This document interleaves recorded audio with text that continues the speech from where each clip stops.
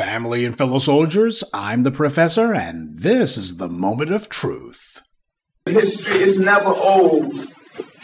Everything that ever happens continues to happen. What we are dealing with now is more than the second rise of Europe. We're dealing with the rise of a concept that is taking hold of the mind of most of the world, and people throughout the world are now fighting to get away from that concept, and a whole lot of people are prisoners to that concept. Our B1 holiday season storms on, and that being the case, it's only just that we happen to commemorate the birth date of a man who is a true titan of Black empowerment. Yesterday, we celebrated the birthday of Dr. Joseph Ben-Jochannan, and today we celebrate the man who was his lifelong friend and his fellow warrior scholar, Dr. John Henrik Clarke. Over here in the B1, we always start the new year off right because we remember what and who is important. And I can hear Dr. John Henrik Clarke now. If he heard us calling it New Year's, he would probably say the new year, which is not new at all. And he's right, other than the calendar, what else has changed? So long as anti-Black racism and white supremacy still exist, the calendar might as well read 1724 instead of 2024. But on this day, we don't engage in any of the revelry that the rest of the society does. We're not concerned about any balls dropping in Times Square or getting drunk. What we're concerned about is getting free. And let me say right off the bat, we are a people blessed with so many diligent and conscientious thought leaders. So many, in fact, that no matter your area of interest, you can easily find at least one person of note whose teachings truly resonate with you. Well, Dr. John Henrik Clarke is my all-time favorite Grandmaster teacher, so January 1st holds special significance for me, and I hope it does for you as well. And I don't mean to speak about such a revered and profound mind as his the way that most people talk about their favorite athlete or movie, but Dr. John Henrik Clarke is to me what Michael Jordan is to most Black men. A man of humble origins who took a genuine interest in his people and did it at a time when it was difficult to do. It's one thing for us to learn and spread knowledge that's already been won for us. But in Dr. John Henrik Clarke's case, he had to claw that knowledge out of the cold, dead earth itself. But Dr. Clarke did something that most of the people running around calling themselves teachers and scholars today practically never do. He told and taught us how the lessons of the past directly pertain to us today. For example, Dr. John Henrik Clarke once told the story of how he was teaching about the condition of Black people around the globe, and how during this particular lecture, some young man in the audience basically wanted to show how smart he thought he was. So he kept asking Dr. Clarke about the pyramids, and he kept interrupting to insist that Dr. Clarke talk about that. Finally, Dr. Clarke said, "Do we need the pyramids now?" Never one to suffer fools gladly, Dr. Clarke always made it a point to stay on point. That's the kind of living example that we need. Black people have a bad habit of oversampling when it comes to things like entertainment, especially comedy. Black people are also the first to brag about whatever little clubs or fraternities, sororities, social organizations that we're a part of. And don't get us started on our church. We're always ready to style and profile when it comes to Sunday mornings. We dress up to show people our new threads or the new car that we can barely afford. It's always the right time, it seems, for Black folks to try to show people how prosperous they want to be seen as being. And yet nobody ever talks about group economics. We tend to leave that part out. Well, Dr. Clarke constantly reminded us that whatever it is that we're a part of, we're supposed to use it as a tool of our empowerment, or we should leave it in the ash heap of history. Now that's taking a hard-nosed approach to our power. And as a man of the cloth, Dr. Clarke understood that he couldn't be a hypocrite when it came to Christianity. Christianity had been used as a system of control and conquest of our people. Very few Black people use it as a tool of liberation. So as far as Dr. Clarke was concerned, unless Christianity was being used to get Black people out of bondage, then it didn't serve any purpose. A lot of Black people had trouble digesting that particular truth. As far as they're concerned, religion happens to be an end unto itself. As long as you're praying, it doesn't really matter if your prayers are answered. So many Black people willing to brag how their religion assures them that they shouldn't be afraid of death. It's okay to fight for your religion because death simply transitions you to another plane of existence. Well, Dr. Clarke taught if that's the case, you might as well go ahead and let your religion embolden you to fight for your liberation right here in the here and now, not in the next world. Dr. Clarke gave us so many sage and insightful expressions, such as all history is a current event, among many others. Now, for my part, I've created a couple of phrases, such as when white supremacy is done with its tools, it breaks its tool. That's one that I came up with. But even that was just me basically trying to do my own admittedly inferior version of the kind of profound axioms that Dr. Clarke would come up with. So while phrases like that may come from me, the thinking behind it, I hope, comes from Dr. John Henrik Clarke, because that's who I consider to be my personal inspiration. And while Dr. Clarke never said specifically the words about white supremacy breaking its tools, he did, however, give lecture after lecture, and he wrote piece after piece talking about the fate that would ultimately befall Negroes who were silly enough to play the fool for white supremacy and work alongside the oppressor. As Dr. Clarke explained, that story never ends well for them. And in most all of those cases, it's usually the very forces of white power that these Negroes allied themselves with who ultimately do them in. Dr. John Henrik Clarke was more than a voice of reason. He was a voice of courage in an age of cowardice, willing to tell white society the unpleasant truths they didn't want to hear about themselves, and to tell black society the hard realities that too many of us were trying to hide from. As the new voices of black media, from time to time, we'll use terms like thought leaders to describe ourselves, but let's be realistic here. We usually use that simply because we don't have the grandmaster teachers walking amongst us anymore. If they were, we would never use terms like thought leaders to describe ourselves because we would be following their lead. So whenever we use that phrase, we're talking about ourselves in a very general way. Dr. John Henrik Clarke, however, talked about how as a young man he was very involved in black radical activist circles, and while he wasn't necessarily all that strong physically, he still had a very important contribution that he could make. He could think.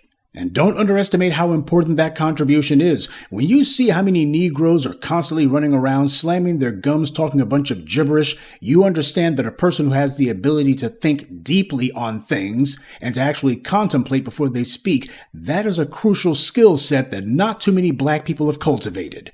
While there were others whose abilities would make them good at fighting physically, Dr. John Henrik Clarke wanted to do what he could to lend his own talents and gifts to his people's struggle, and he showed that he was very good at using his mind. And that matters, because a crucial part of winning any war, especially a generational one like the one we're engaged in, is to make sure the people on your side never forget what they're fighting for and who they're fighting against and why.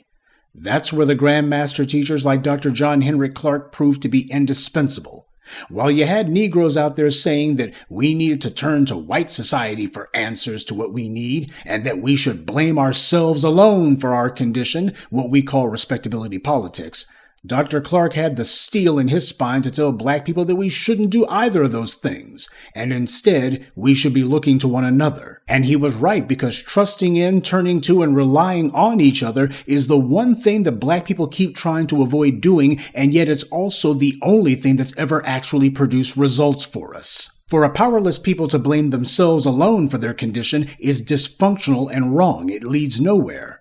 And for an oppressed people to turn to their oppressors for answers is suicidal. Dr. Clarke did not and would never counsel us to do either of those things. We don't need to ask the oppressors for advice on anything, and we don't need to try to make them forget the debt they owe us by engaging in respectability politics, because the fools who talk that gibberish, that's the audience they're attempting to reach. They want to make white society feel comfortable around them, and that means, well, we're going to blame ourselves for all this stuff that you did to us. No. You cannot have justice without balance, and balance means the righting of a wrong. Phony black mouthpieces and pretend scholars like Henry Skip the Gates Truth, they got called out and shut down personally by Dr. John Henrik Clarke. And that's the reason why all of these go-along-to-get-along Negroes who are trying to get themselves some university gig or get themselves some FaceTime on a white media TV station, they didn't like Dr. Clarke because he was running around as a true intellect, making it difficult for them to do their little step-and-fetch-it routine. Didn't matter if they were on the so-called left or the so-called right. Didn't matter if it was Henry Skip the Truth Gates. Didn't matter if it was Michael Eric Dyson or Thomas Sowell or whomever. All of these phony and fraudulent meat puppets for white power coming out of these universities, who white power credentializes them and says, hey, we gave so-and-so a degree, so you ought to listen to this Negro because he's saying what we want you to hear.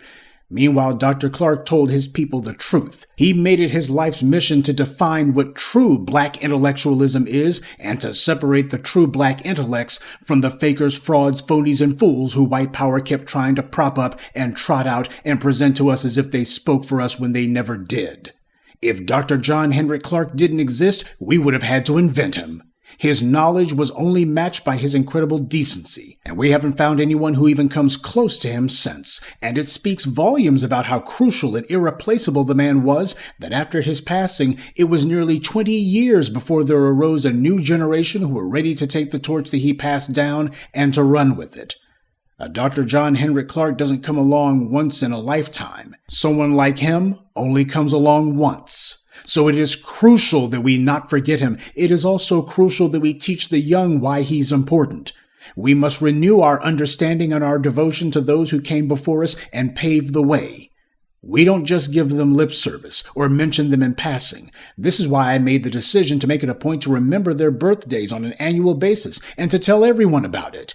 These are our heroes. These are our icons. We owe it to them to honor them because they honored us. When we devote time and resources to something, that means we're sacrificing for it.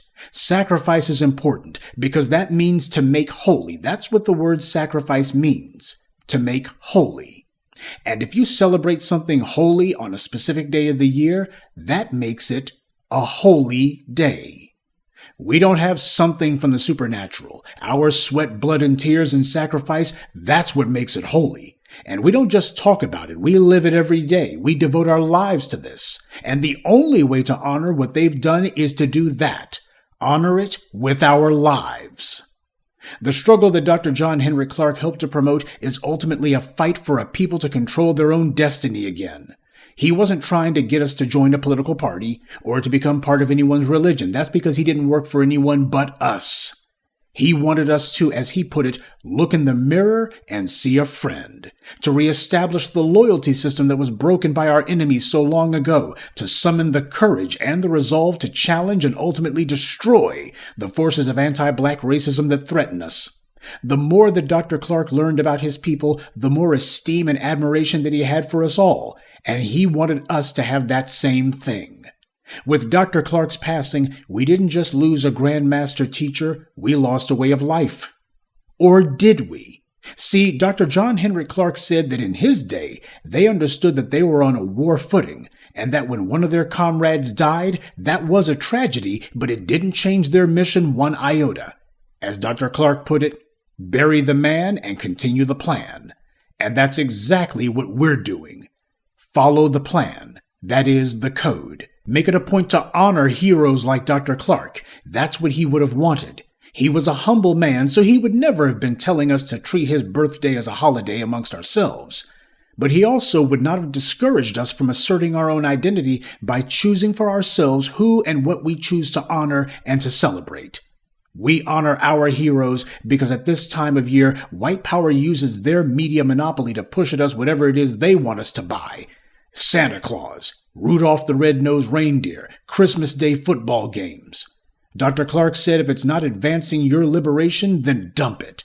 And that's why we don't celebrate any of these so-called holidays that the dominant society puts to us. They use everything in the society as a means to advance their own power and to take away ours. It's time for that to change. Holidays are supposed to be a way to get the masses to keep history alive. That's the proper use of it. Reminding the people of it every year. You reinforce it. You make sure that what happened in the past is not forgotten. That matters when you understand that all history is a current event.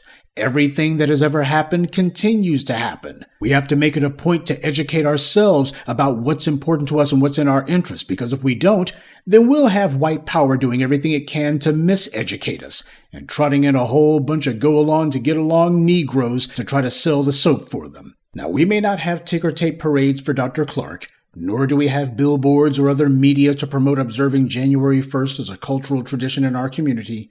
But what we do have is a group of dedicated people who have been informed, inspired, and emboldened by his work. We have his writings in his own words and his lectures in his own voice. No generation of people in human history has ever been as oppressed as we are. But fortunately, no group of oppressed people has had such vivid and accurate access to the teachings of their icons either. But as Dr. John Henrik Clarke taught us, merely having access to knowledge means nothing if you're not putting it into practice. So make sure you take this day to remember the words and honor the teachings of our Grand Master, because by doing so, we ensure that he never truly died, and neither will his people.